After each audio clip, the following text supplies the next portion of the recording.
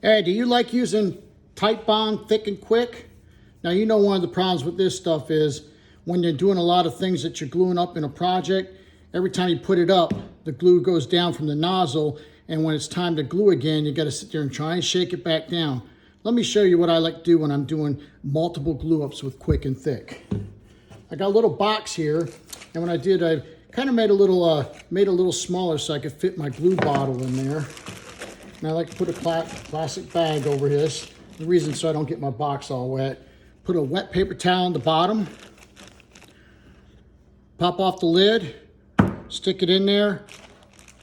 And just let it sit there throughout your project. It keeps the nose wet so it doesn't skin over and the glue from falling out. And it's ready to go every time you pick it up. So, quick glue up tip.